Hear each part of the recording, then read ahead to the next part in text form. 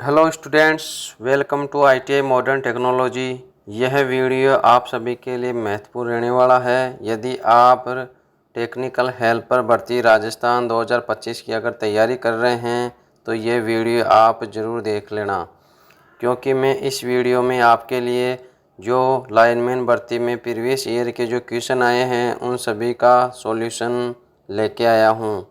तो चलो बिना समय गवाए नेक्स्ट अपन स्टार्ट करते हैं सॉल्यूशन। उससे पहले यदि आप हमारे YouTube channel ITI modern technology पर पहली बार विजिट कर रहे हैं तो यूट्यूब चैनल को सब्सक्राइब कर लो और बेल आइकन को दबा लो। चलो स्टार्ट करते हैं सॉल्यूशन। सबसे पहले पहला प्रश्न है कि कौन सा उपकरण अर्थ प्रतिरोध को मापने के लिए प्रयोग किया जाता है। तो जो अर्थिंग को नापता है वह होता है अर्थ टेस्टर। ऑप्शन नंबर डी इसका उत्तर हो जाएगा। और इसमें ऑप्शन नंबर ए दे रखा है मेगर। मेगर का भी एग्जाम में पूछा जाता है कि मेगर का काम क्या होता है। तो मेगर का काम होता है जो प्रतिरोध का इंसुलेशन होता है उसको मापने के काम में आता है मेगर। इसी तरह ओम मीटर होता है, ओम मीटर के द्वारा प्रतिरोध को मापा जाता है। और इसी प्रकार ये व्हीट स्टोन ब्रिज होता है, इसके द्वारा अज्ञात मान के प्रतिरोध को मापा जाता है। चलो क्वेश्चन नंबर 2, सीलिंग फैन की क्षमता कैसे व्यक्त की जाती है। तो इसका उत्तर हो जाएगा ऑप्शन नंबर डी। नेक्स्ट प्रश्न है क्वेश्चन नंबर 3, कौन सी स्विच में स्प्रिंग लोडेड बटन होता है। कौन से स्विच में स्प्रिंग लोडेड बटन होता है। तो इसका ऑप्शन हो जाएगा उत्तर push button switch C. Next प्रश्न है कंड्यूट एसेसरीज का नाम बताना है। तो ये आप सभी जानते हैं, ये सॉलिड मोड होती है, सॉलिड बैंड। प्रश्न नंबर 5,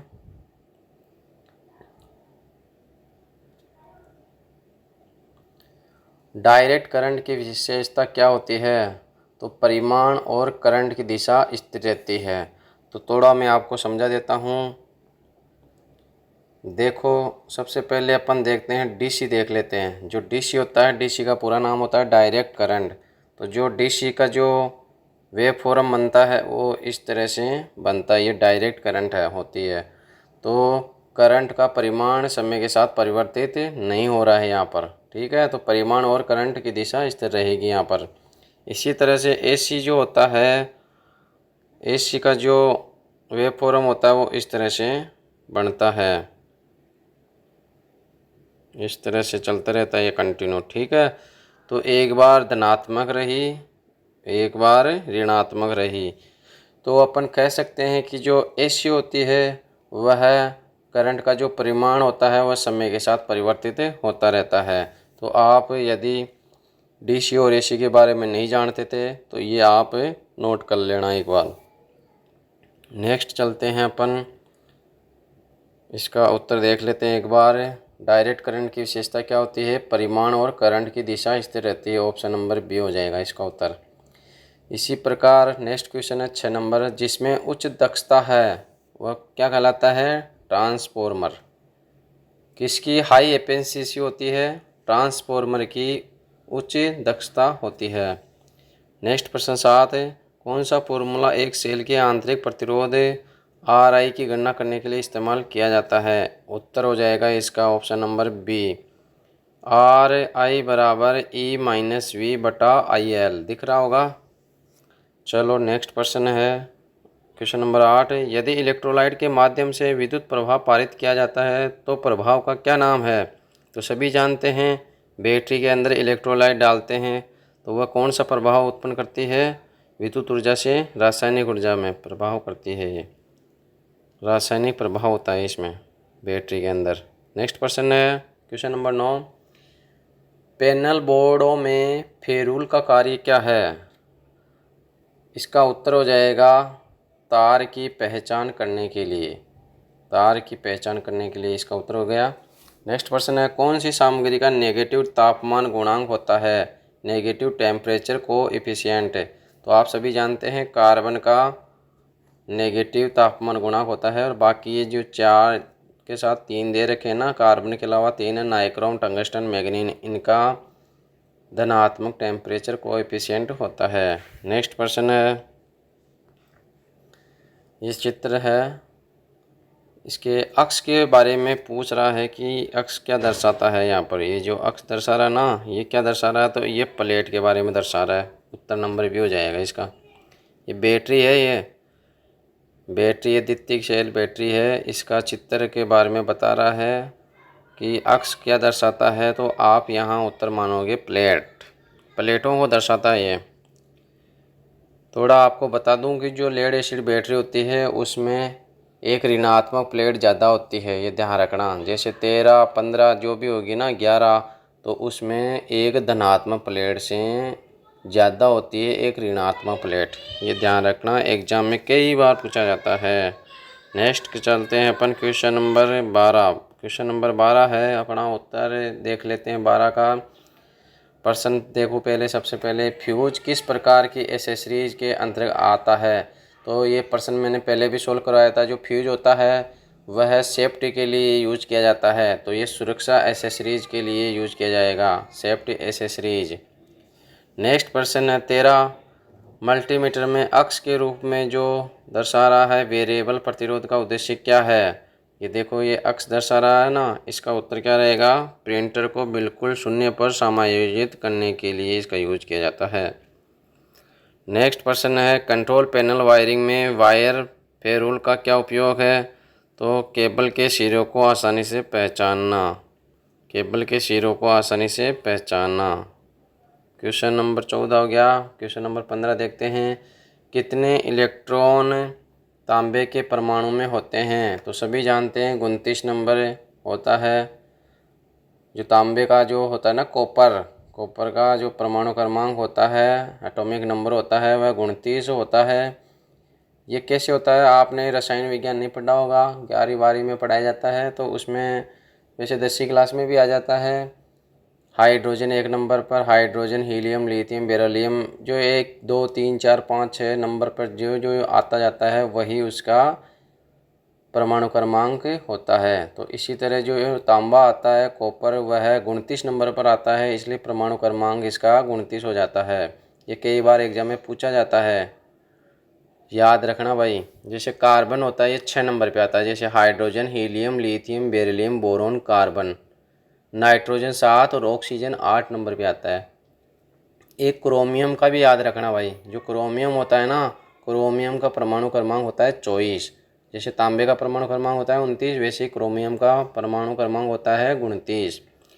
नेक्स्ट प्रश्न चलते हैं 16 नंबर का, कौन सा व्यक्तिगत सुरक्षा उपकरण PPE नेत्र सुरक्षा के लिए इस्तेमाल किया जाता है, सभी जानते हैं गूगल्स, चश्मे का यूज करते हैं। नेक्स्ट प्रश्न है 17, द्वितीयक सेल में प्लेटों के मुड़ने वाले दोष को क्या कहते हैं, तो सभी को पता है बकलिंग दोष।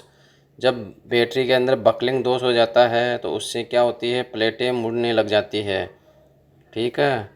नेक्स्ट प्रश्न है 18, सोल्डरिंग विधि का नाम बताना है आपको। ये कौन सी सोल्डरिंग विधि है, तो ये लॉस से सोल्डरिंग विधि होती है। ठीक है, ये सोल्डरिंग विथ ए फ्लेम, मतलब लॉस से सोल्डरिंग विधि है ये। ठीक है, चलो नेक्स्ट प्रश्न देखते हैं अपन 19,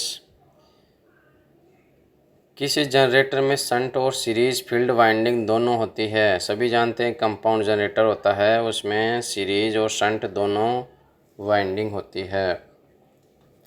नेक्स्ट प्रश्न है, सिल्वर ऑक्साइड सेल में नेगेटिव कैथोड इलेक्ट्रोड होता है, तो इसमें हो जाएगा जिंक, जस्ता। जो जस्ता होता है ना, उस पर नेगेटिव इलेक्ट्रोड कैथोड होता है। नेक्स्ट है, विद्युत इंस्टॉलेशन में रेजिडुअल करंट सर्किट ब्रेकर का क्या कार्य है, तो इसका है अर्थ लीकेज से बचाव, अर्थ लीकेज से बचाव करता है ये।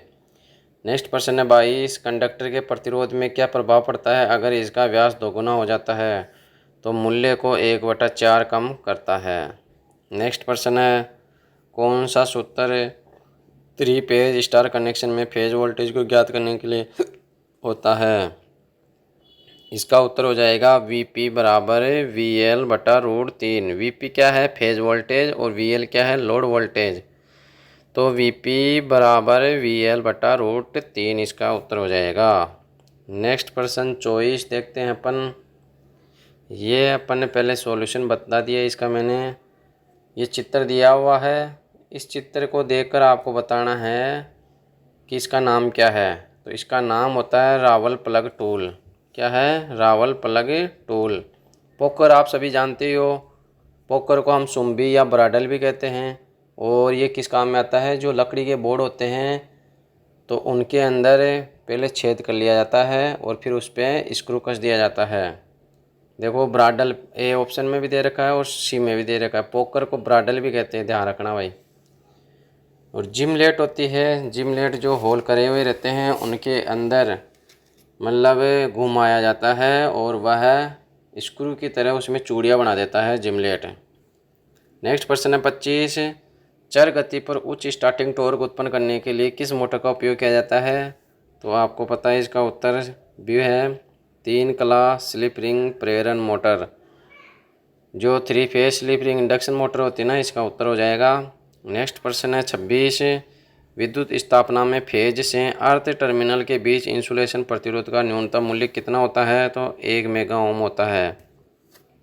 कितना होता है? 1 मेगा ओम। नेक्स्ट प्रश्न है 27। वायरिंग का नाम बताना आपको देखकर ये किस प्रकार की वायरिंग है। ठीक है, तो आपको पता होना चाहिए ये क्लिट वायरिंग होती है। ठीक है, ये कौन सी प्रकार की वायरिंग है? क्लिट वायरिंग। नेक्स्ट प्रश्न है सर्किट ब्रेकर का कार्य क्या होता है? आपको पता है कि यह असामान्य स्थिति में स्वचालित रूप से ब्रेकिंग होता है। नेक्स्ट सी ऑप्शन इसका उत्तर है। नेक्स्ट प्रश्न है अपना 29। जल विद्युत संयंत्र के अक्ष के रूप में चिन्हित भाग का नाम बताना है। तो ये पहले भी क्वेश्चन आया था, मैंने बताया था कि ये वाल हाउस होता है। ये क्या होता है? वाल हाउस होता है। क्वेश्चन नंबर 30 है बिजली की मात्रा के लिए समीकरण क्या होता है? तो सबको पता है Q बराबर IT। क्या होता है? Q बराबर IT। Q क्या है यहाँ पर? कूलोम में। I क्या है? धारा एम्पियर में। और T क्या है? समय सेकंड में। तो Q बराबर हो जाएगा I गुणा T। इसका उत्तर है ऑप्शन नंबर बी। और वैसे प्रश्न पूछा जाता है कि विद्युत की मात्रा का जो समीकरण का जो सूत्र तो होता है IQ बराबर IT होता है, लेकिन जो विद्युत की मात्रा होती है उसका यूनिट या इकाई क्या होती है? तो कूलोम होती है।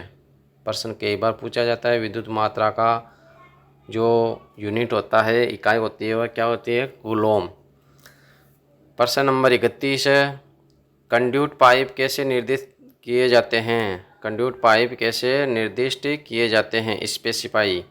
तो बाहर व्यास mm में, बाहरी व्यास mm में, आउटर डायमीटर इन mm। तो चलो आपको थोड़ा डिस्टर्ब होगा कि यदि आप हमारे यूट्यूब चैनल पर पहली बार विजिट कर रहे हैं तो चैनल को सब्सक्राइब कर लो और अपने दोस्तों को शेयर कर दो। और यदि वीडियो अच्छा लग रहा है तो लाइक कर दो, जल्दी से थंबनेल दबा दो भाई। मोटिवेशन मिलता है आपके इसी लाइक से और सब्सक्राइब करने से। और हम आपके लिए ज़्यादा से ज़्यादा मेहनत करके अच्छा सा अच्छा कंटेंट तैयार करके नेक्स्ट वीडियो में और लेके आते हैं, इसी मोटिवेशन मिलने के कारण से ही। इसलिए कंजूसी मत करो, जल्दी से जल्दी सब्सक्राइब कर लो चैनल को और लाइक कर दो जल्दी से जल्दी। क्वेश्चन नंबर नेक्स्ट है अपना 32 नंबर का क्वेश्चन। देखो भाई, जो हेडलाइन के ऊपर बिजली गिरने से सुरक्षा के लिए उपयोग किए जाने वाले उपकरण का नाम क्या है? तो इसका उत्तर हो जाएगा लाइटिंग अरेस्टर। क्या है? Lighting arrester. जो बिल्डिंग है, ऊंची ऊंची भवनेर होते हैं ना, उनके ऊपर ये लाइटिंग अरेस्टर लगा देते हैं, जिससे जो बिजली गिरती है उसको यह अर्थिंग के रूप में नीचे भेज देता है और बिल्डिंग का नुकसान होने से बचा लेता है।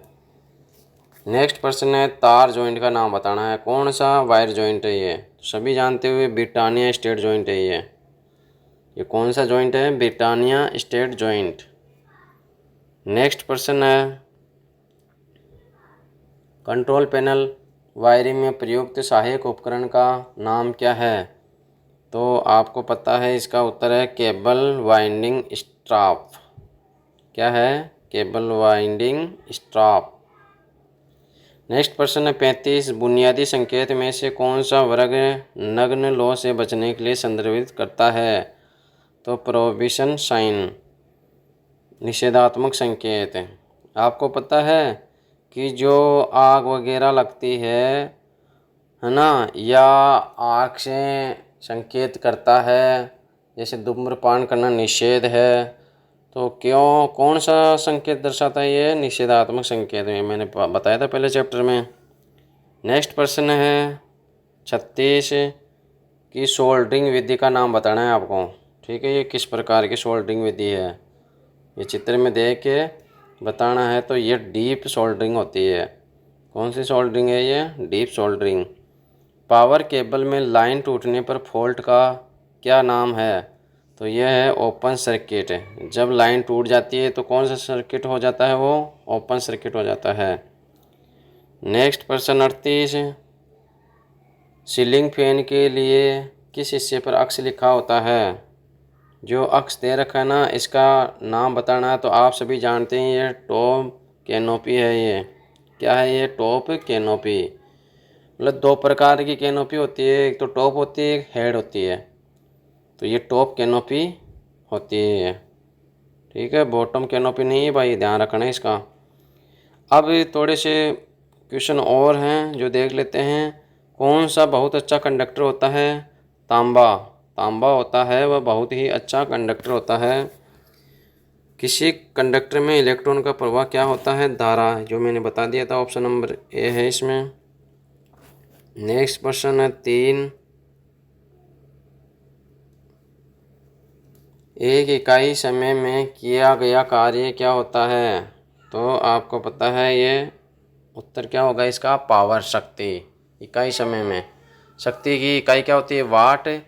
मतलब ये प्रश्न कह रहा है कि जो शक्ति की परिभाषा होती है वह होता है कि कार्य करने की दर को क्या कहते हैं? शक्ति कहते हैं। ठीक है, तो वही ये पूछ रहा है कि इकाई समय में किया गया कार्य क्या होता है? शक्ति। तो इसका फॉर्मूला हो जाता है P बराबर W/T। तो P तो क्या है? पावर, W क्या है? कार्य, T क्या है? समय। तो का मतलब इकाई समय में किया गया कार्य ही शक्ति कहलाता है। और शक्ति का मैंने मात्रक बता दिया, वाट होता है। नेक्स्ट प्रश्न है, ये भिन्न को प्रदर्शित कर रहा है ये। तो इसको भिन्न में प्रदर्शित करेंगे तो इसका ऑप्शन नंबर ए हो जाएगा इसका उत्तर, 45.6%। ऊष्मा की एसआई इकाई क्या होती है? जूल होती है। ऊष्मा की एसआई इकाई जूल होती है। कार्य, ऊर्जा और ऊष्मा, कार्य, ऊर्जा और ऊष्मा तीनों की इकाई जूल होती है। याद रखना भाई, लिख लो अपने नोट्स में।